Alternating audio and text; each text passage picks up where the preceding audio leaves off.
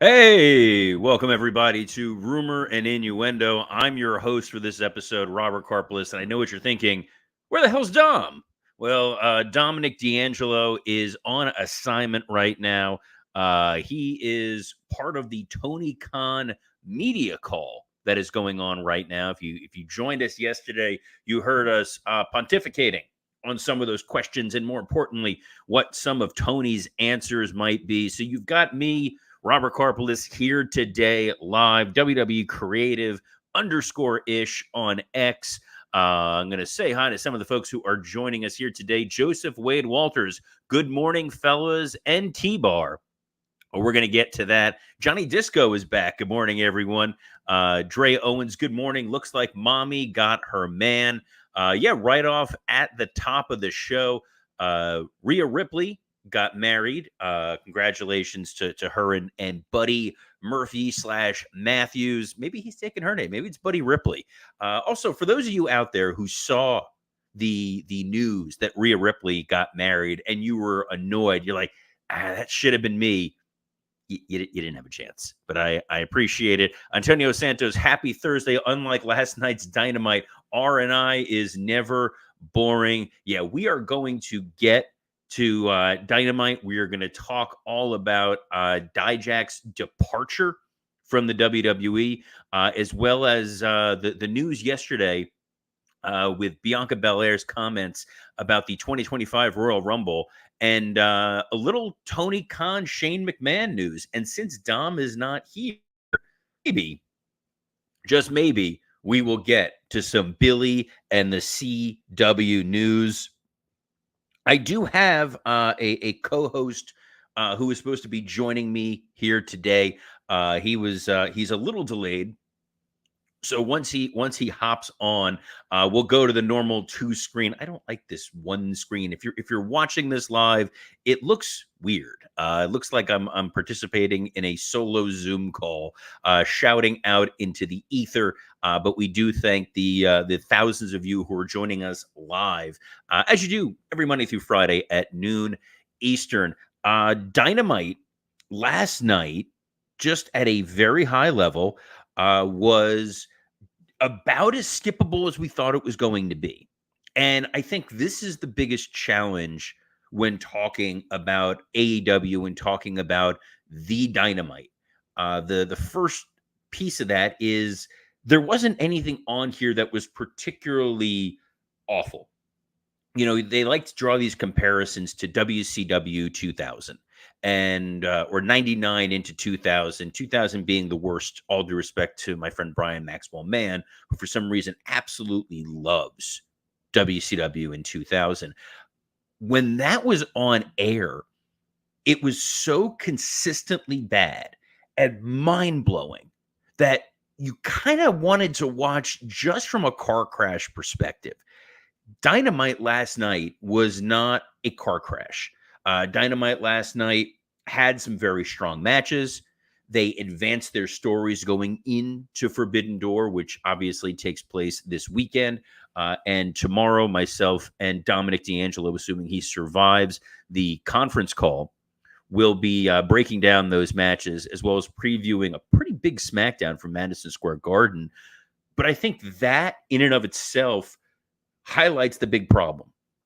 You know, Dynamite was such a skippable 2 hours of television going in to their big pay-per-view. Raw on Monday night, certainly not a skippable broadcast. There was a lot of big moments that came out of it. SmackDown last week, a huge show, the debut of Jacob Fatu. You're still riding the wave of the Wyatt Six and everything that's going on with that group as it evolves. And I'm looking here. I have the Dynamite notes on my phone because I don't trust myself to be able to click to another screen and lose this. This is why I'm glad I have Dom in his tank top and his bandanas that some of you absolutely love. And he's usually like, "Hey, did you see this?" But Dynamite opened with one of the hottest acts that they have, which is MJF. They did that last week. Last week, we opened with MJF against Roosh. They advertise it's going to be Max and Roosh. You got to tune in from the very beginning. They want to hook you. They were up against the NBA draft. I said on yesterday's show, I don't know how much of a draw that's going to be compared to Dynamite. Like, how many people are going to watch the NBA draft instead? I got some feedback from some folks who are like diehard NBA fans who were like, I'm gonna watch the NBA draft. Okay, cool. If you did, I'm glad. If you didn't, you saw MJF come out in Buffalo, and the thing that they were advertising was Danny Garcia in Buffalo, because Danny Garcia is from Buffalo, New York. He's the son, the great son of Buffalo, and they had this interaction that was so flat. I was absolutely stunned. Obviously, I am a big MJF fan. I've got the MJF action figure behind me that I picked up, which is, to me, really as like almost like a proud parent. It's so cool to get to see that. But I don't remember an MJF promo where the big takeaway was, this is boring. And last night, that promo was boring. It was not MJF the heel. It was not MJF pretending to be a babyface. It was MJF as a fully earnest, red, white, and blue, Cody Rhodes-esque babyface. He had a couple of cute asides where he's doing plugs for Forbidden Door and for Collision, but they've managed to make one of the most interesting characters in the history of wrestling dull. I get that Danny Garcia is not a super compelling promo. He was over because it's Buffalo, and his gimmick, literally when he was part of Jericho's group, was, you are really boring, so we're going to give you a goofy little dance for that to get over. And by God, kids, that goofy little dance got over. The problem was, it was this back and forth conversation about, hey, I know you saved me last week, but we're not going to talk about in continuity story here. We're going to talk about, backstage. We're going to talk about that you MJF, you backed me, you helped me, you got me a push, essentially. Then they had their match, and Max beat him, and they're trying to make it seem like this is a long time coming, that we desperately want to see Danny Garcia and MJF again, that it's going to elevate Garcia to the next level. And I don't know that this version of MJF is the proper vehicle to elevate anyone. As a babyface, in this version of MJF, he needs a strong heel to go up against. He needs somebody for the audience to really be engaged with. So Max, as a babyface, in there with earnest babyface Danny Garcia, is, to quote Pat Patterson, yeah. The big reveal coming out of this is that we're going to see Garcia and MJF at Wembley. I'm going to hold for a minute for that to really sink in how massive a non-match that is.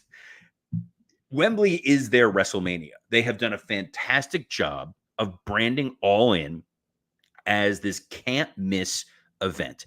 And every match on there matters. And I don't know that MJF and Danny Garcia today qualifies as one of those matches. They will get there. You had Ospreay come out, and Ospreay comes with this different kind of energy, this very raw, this very excited energy that he feels like he's come from a completely different show. And he tells Danny Garcia, I'm going to give you a title shot next week. In fact, bruv, yeah, I'm doing it. In fact, bruv, not only am I going to let you go after the international championships, or not the Intercontinental, wrong company. This is a belt. That's a title. But I'm also going to put the world title on the line. And also, I appreciate the fact that you're letting me put a pin in this storyline so I can go challenge for the world title. And once I get that over with, we'll have this big double match next week. That is a lot packed into one small little moment. The shining light there, the little ray of hope, was MJF feeling upstaged and being angry about it. So hopefully, pure babyface Max, not long for this world. I also love that Swerve, watching this in the back, is the guy who points out, hey, it's cart before the horse. You're going to start issuing challenges for a title you haven't won yet. Okay, that's fine, but we got to get through Forbidden. I mean, Ospreay said it best. He's like, I got to get through Forbidden Door. We all kind of have to get through Forbidden Door, and that was the recurring theme on this episode of Dynamite. We get the Blackpool Combat Club minus Bryan Danielson, who was on commentary, against Shingo Takagi, Takahashi, and Teton. Not Titan, Teton. Tuesday Night Tetons, which sounds like something Jerry Lawler would say to a diva. And now I feel unclean. A good 6-man tag. You know, we talked about it yesterday. I didn't think it was going to be a bad match, and it advanced a couple of the matches that you're going to see at Forbidden Door. You had Bryan Danielson with a face-off with Shingo Takagi, because they're facing off against each other as part of the Owen Hart tournament. Takagi was attacking my boy Wheeler Yuta. Bryan put a stop to that. You had Naito make his appearance so that him and Jon Moxley can go after each other. But what I said yesterday really kind of echoed through in a lot of this show, which is, if you are a casual viewer, and by that I mean you're a guy who watches Raw, you watch SmackDown, you watch Dynamite, and you don't watch anything else, it's tough for you to emotionally connect with a lot of what you're seeing on this episode of Dynamite, because you don't know who these people are. And it's not really your responsibility to have to know who all of these people are.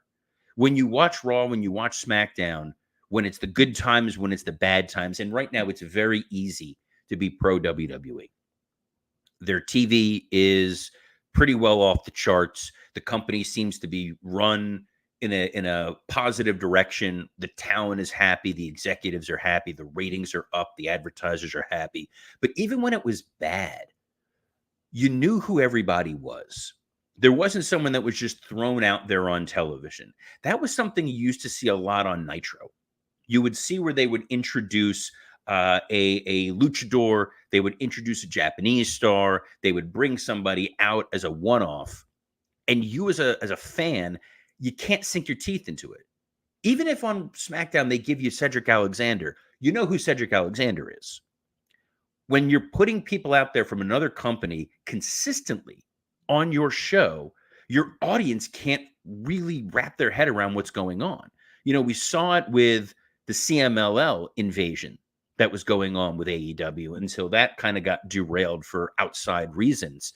But when you're watching the show, you care about the members of the AEW roster. You want to follow their ups and downs. You want to be able to invest and know they're going to be here this week, they're going to be here next week, they're going to be here a few weeks after. The joke on the women's division is you see somebody, they elevate them, and then they kind of vanish. Point being, Serena Deeb and Thunder Rosa have both sort of poof, gone from Dynamite. They may have been on Collision, they may have been on Rampage, but in AEW world, essentially, the continuity is entirely on Dynamite. And if you're not on Dynamite, you kind of don't exist to the broader AEW audience. They did a Jay White, Ray Phoenix match, which we said yesterday was going to be excellent. And to their credit, we got a storyline coming at it. That storyline was that Christian and the Patriarchy, Christian Cage, Patriarchy, I don't want to get sued, came out with the to face off against the Bullet Club Gold. And you're advancing that story. It's going to be a trios situation. That's fine. You can, I'm assuming they're using Freebird rules for the Bullet Club Gold. So you could do Juice and the Guns going up against Christian and the rest of the Patriarchy, and allow Jay White to advance in the tournament. I will echo what Dom had said a few weeks ago, which is I continue to be surprised about the fact that they are so comfortable beating Ray Phoenix. Ray Phoenix really feels like a main event style talent for them. I think he's someone who has broad international appeal. I think he's somebody who can be marketed. I think his mask is very marketable. I think him and Penta as a duo should be at the top of your tag division. I don't know that he's a guy that you just want to beat clean. It's more nitpicky than anything else, but that's my take on it.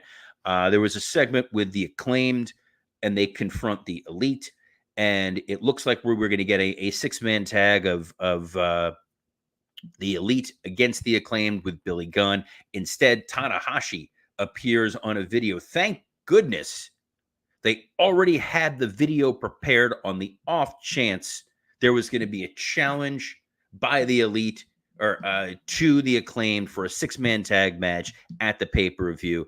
Always good to have those in your back pocket. Absolutely got to love it. It's a good match. You're throwing a name out there, but again, it's all last minute booking. You now have scheduled this 6-man tag for the PLE. Wow, for the pay-per-view. I try so hard not to say pay-per-view. It's been ingrained in me for decades, but WWE rebrands it as the PLE, so I'm sticking with PLE. And my brain just kind of I got some of that brain fog. I think that's what happens when you get to be my age. When the new aging is if you were old enough to be around during a Hogan run in an unironic fashion, that you're getting a little old. The Briscoes. You had Mark Briscoe in the back with Kyle O'Reilly and Orange Cassidy, and I'll be damned if Mark Briscoe is not rubbing off a little bit on Kyle. He's making him a little more interesting, not much, but a little more interesting. I think the world of Mark Briscoe when he cuts these promos. Again, it's an infectious energy, and that's what you need because this show just felt flat.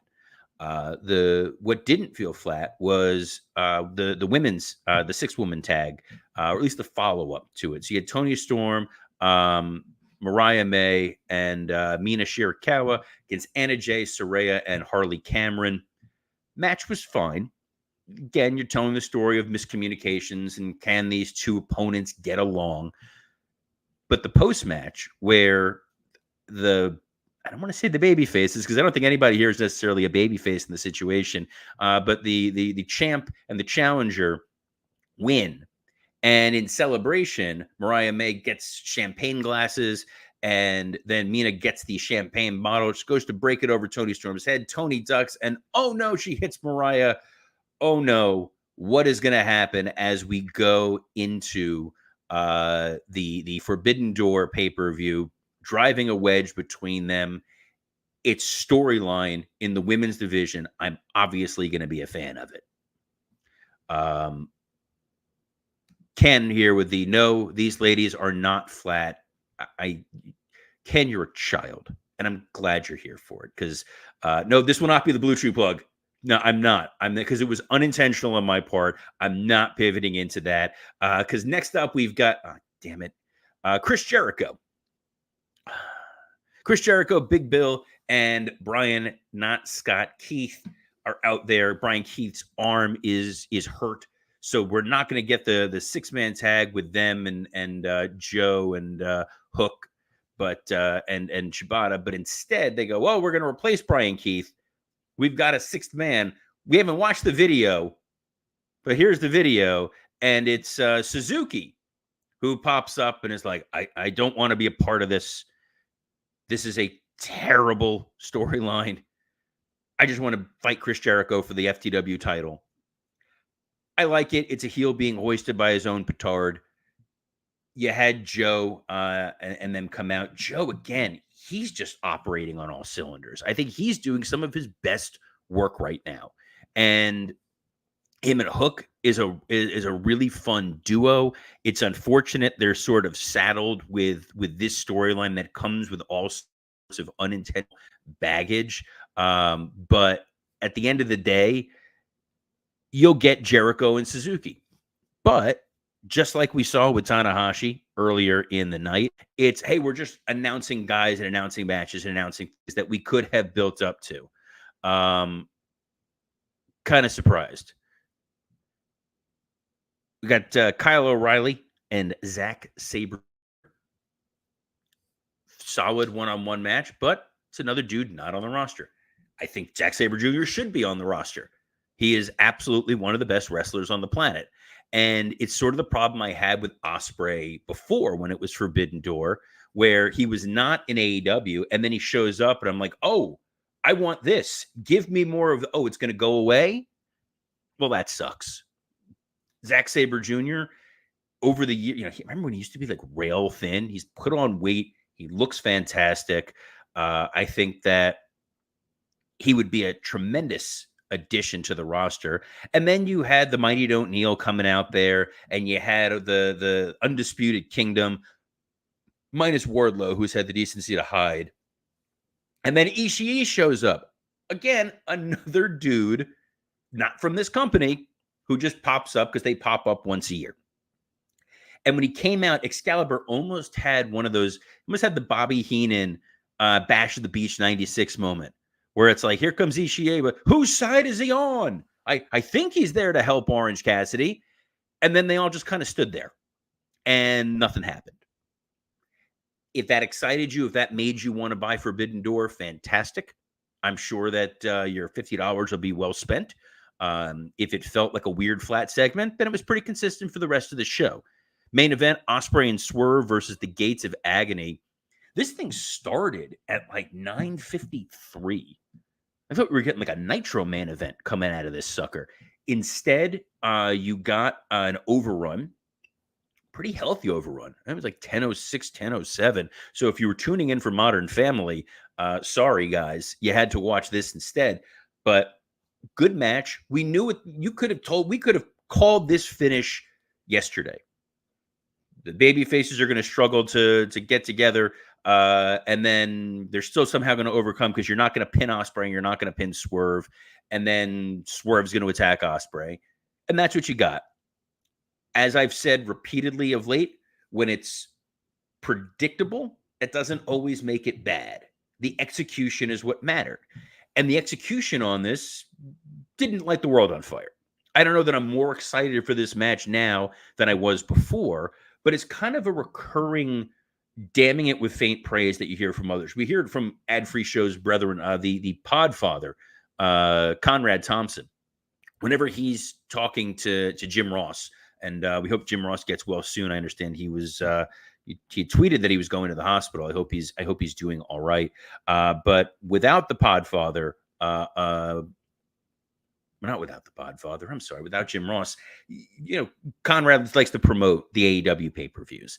And the way that he's sort of promoting it now is you can clearly see what he's trying to say. In AEW pay-per-views don't miss, which is a nice way of saying Dynamite, Rampage, Collision, all skippable. You're not going to see anything that's particularly interesting. You're not going to see anything that's particularly exciting, but you're going to get about 13 5-star matches on a pay-per-view. And if that's what you care about, and that is what a large portion of the AEW audience cares about, then by God, you're going to be really happy that you order Forbidden Door. We'll preview it. We'll talk about it tomorrow. But I don't think anybody watched this episode of Dynamite and felt, I have to order the pay-per-view on the strength of what I'm seeing on TV. And yes, I view things very sort of myopic. I view it through that WWE filter.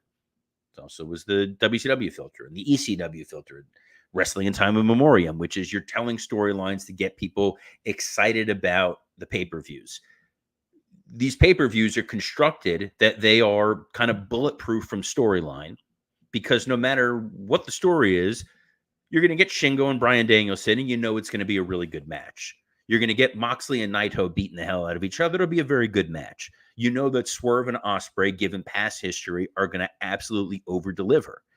And if that's all you need, why do we have 5 hours of television every week? Why are you banging your head against the wall to come up with creative? Just give people matches that they want to sit and enjoy, and they'll be happy. Oh, there's a note here from Mr. Dominic D'Angelo that popped up on the Twitter. I asked Tony Khan about Jeff Jarrett's involvement in the Owen Hart Cup tournament and revealed that Jeff Jarrett versus the Wild Card will be next week at AEW Beach Break.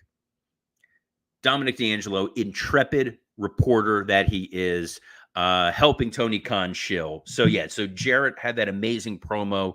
His opponent's going to be a wild card. The Bucks did announce on Dynamite that it was going to be Jarrett against a wild card. It's a chance for them to give somebody some significant heel heat by beating Jarrett, because Jarrett's the one that has all the momentum. I want to touch on the Dijak stuff here for a moment. He posted a letter and he was signing that said, here's the truth. WWE never negotiated with me. We attempted to negotiate and they stonewalled us. They never made me a single offer. Then they informed me they would not renew my contract at the 11th hour. 2 months ago, I was in one of the best matches in NXT history and a top match of WrestleMania weekend. On that day, a top executive in WWE told me I was crushing it. I was slated to feud for the NXT title, but I got called up to Raw instead. I consistently outperformed everyone's expectations, especially through 2023 and 2024. I never complained about anything or was difficult to work with. I tirelessly ideas to anyone who would listen. As recently as the day before I was notified, I never was booking, and I was injured one time in 7 years. I'm thankful, disappointed, but also excited. This has lit a fire under me to relentlessly prove myself to the world.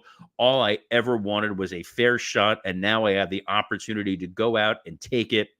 That's enough talk. Now it's time to do or die, Jack. Wasn't making that last part up.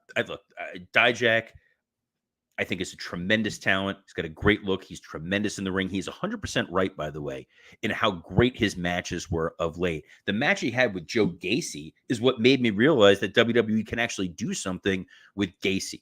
I'm surprised that Dijak got cut, especially since he got drafted to Raw.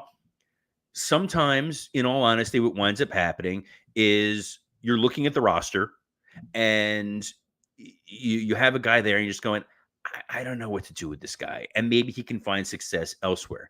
And I think if you look at the success that T-Bar's former tag partner Mace has had on the Indies, I think Dijak's going to be just fine.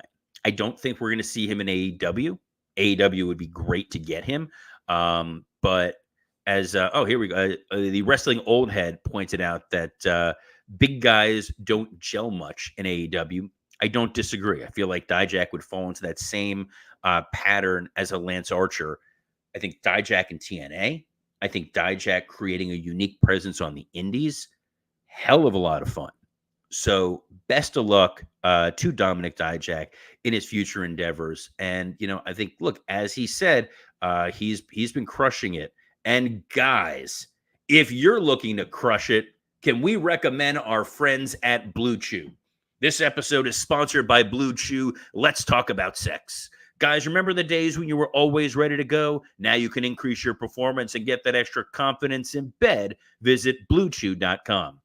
Blue Chew is a unique online service that delivers the same active ingredients as Viagra, Cialis, and Levitra, but in chewable tablets and at a fraction of the cost. You can take them anytime, day or night, so you can plan ahead or be ready whenever an opportunity arises. The process is simple. Sign up at BlueChew.com, consult with one of their licensed medical providers, and once you're approved, you'll receive your prescription within days. The best part? It's all done online. No visits to the doctor's office, no awkward conversations, and no waiting in line at the pharmacy. Blue Chew tablets are made in the USA and prepared and shipped direct to your door in a discreet package. It is do or die Jack time when you're in the bedroom, and that's because Blue Chew wants to help you have better sex. Discover your options at BlueChew.com. Chew it and do it. And we've got a special deal for our listeners. Try Blue Chew free when you use our promo code RUMOR at checkout. Just pay $5 shipping. That's BlueChew.com promo to receive your first month free. Visit BlueChew.com for more details and important safety information. And we thank Blue Chew for sponsoring my solo adventure here on Rumor and Innuendo. Briefly, before we wrap up, I do want to touch on the Bianca Belair. We had teased it. The quote that she had was, Caitlin Clark, if you're watching, come on and join. Come to the Royal Rumble. You can be one of the 30 participants. That's what's exciting about the Rumble. You never know what's going to happen. It could be the past, present, future, or just someone you don't expect. You might see Caitlin Clark 2025 Royal Rumble in Indianapolis. Not a bad idea. Teasing it. Obviously, there's this newfound partnership with the WWE and Indiana. Caitlin Clark is a massive star right now. Involvement from the NBA, WNBA, NFL. We see it quite a bit within the WWE. I don't know if Caitlin Clark is going to necessarily get in the ring, but I wouldn't be surprised if she was ringside for this show. Maybe has a presence somewhere else. You gotta love it. What you gotta love here to Rumor and Innuendo every Monday through Friday at noon Eastern on a plethora of platforms, including the WWE Creative _ish X account, the Dominic D'Angelo X account, the Podcast Heat X account. Podcast Heat is who makes this show possible. The SE Scoops X account, as well as on YouTube, on Working Stiff, Rumor and Innuendo, and ad-free shows, and Young Bucks, if you're listening. I know you're looking for a wild card for next week. You're looking for someone that wants to beat up that damn Jeff Jarrett. Considering he bumps us every Monday from the ad-free show's YouTube page, I'm your man. Put me in, coach. I'm ready to go. On behalf of Dominic D'Angelo, who completely wimped out and asked Tony Khan the biggest softball question of all time, I'm Robert Karpelis. Best of luck in your future endeavors.